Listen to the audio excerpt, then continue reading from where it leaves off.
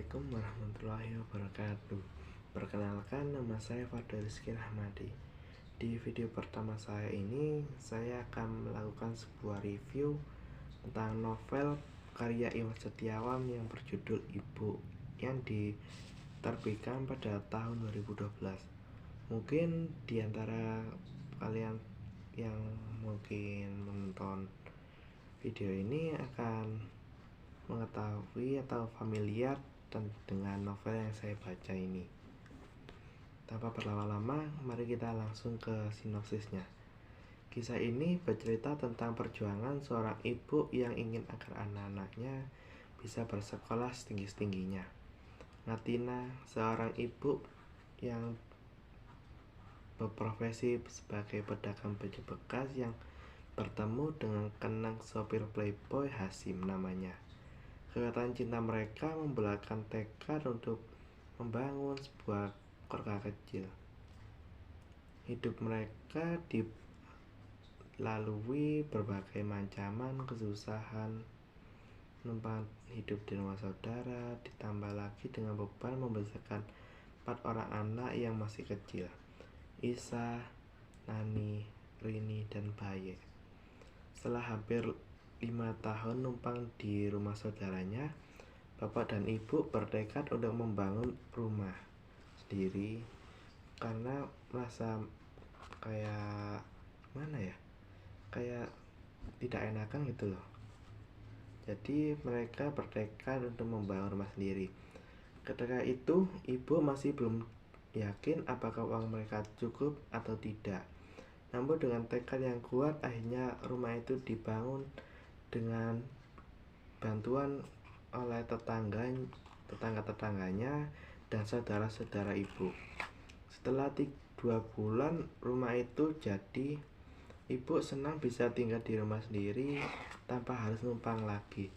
Walaupun dengan rumah yang kecil, namun semua itu adalah rumahnya sendiri. Keramaian di rumah baru bertambah dengan lahirnya Mira, anak kelima ibu.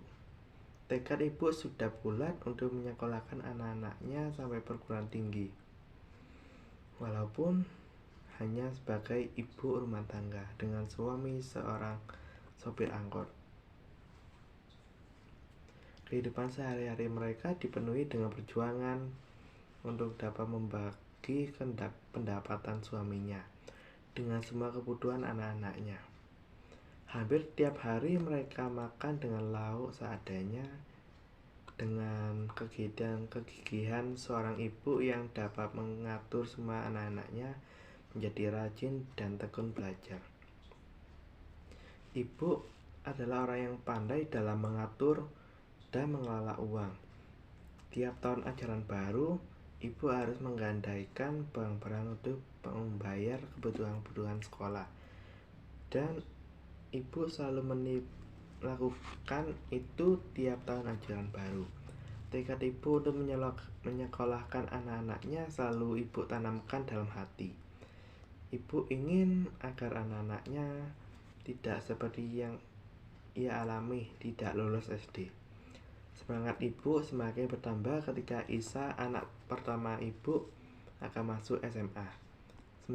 Ibu semakin bertekad untuk menyekolahkan anak-anaknya setinggi mungkin. Harapan ibu bertumpu pada Baye, anak laki satu-satunya. Dia yang dibanggakan bapak agar dapat membantu bapak narik angkot. Dia juga yang diharapkan ibu dapat memperbaiki kehidupan keluarganya. Bermula ketika Baye mendapatkan kesempatan untuk kuliah, ibu mulai bingung untuk membayar biaya kuliah, dan akhirnya diputuskan untuk menjual angkot suaminya. Tekad ibu sangat kuat untuk menyekolahkan anak-anaknya setinggi mungkin, dan semua itu berbuah manis. Baye yang mendapat predikat lulusan terbaik di kampusnya, bahkan Nani bisa melanjutkan ke jenjang yang lebih tinggi. Baye yang sudah bekerja selalu berusaha untuk membuat keluarga. Dia berusaha untuk membagi uang yang dia dapatkan untuk keluarga dan adik-adiknya. Baye menjadi kebanggaan keluarganya, selalu menyemangati anak-anak. anak-anaknya untuk belajar dengan rajin. Ibu tidak pernah mengajari mereka tentang pelajaran di sekolah. Mereka dapat belajar rajin dan merasakan perjuangan gigih dari ibu. Ibu menjadi tokoh sentral dalam novel ini. Ibu yang menjadi pengelola keluarga mengatur agar anak-anaknya dapat tumbuh dengan sehat dan memastikan semua kebutuhan anak-anaknya dapat terpenuhi. Ibu juga menjadi penyemangat untuk anak-anaknya menjadi tumpuan untuk dalam keluarga dan inspirasi untuk anak-anaknya. Menurut saya, Iwan Setiawan menceritakan setiap detail kejadian sehingga perasaan yang dirasakan tokoh terasa. Menurut saya, novel dari Iwan Setiawan ini sangat bagus karena di sini menceritakan secara detail tentang kehidupan yang dialami oleh ibu dan bapak dari awal kisah mereka, pertengahan, dan akhir. Dan untuk sudut pandangnya kebanyakan dari yang saya baca ini dari sudut pandang orang pertama. Jadi saya merekomendasikan untuk kalian yang belum pernah membaca buku ini untuk membacanya, karena saat saya membaca buku ini saya seperti mengalami apa yang dirasakan oleh para tokoh tersebut. Untuk ratingnya saya akan memberikan rating 9,5 karena sangat bagus dan saya tidak sabar untuk menunggu dua novel baru yang Iwan Setiawan akan terbitkan. Sekian dari saya. Wassalamualaikum warahmatullahi wabarakatuh.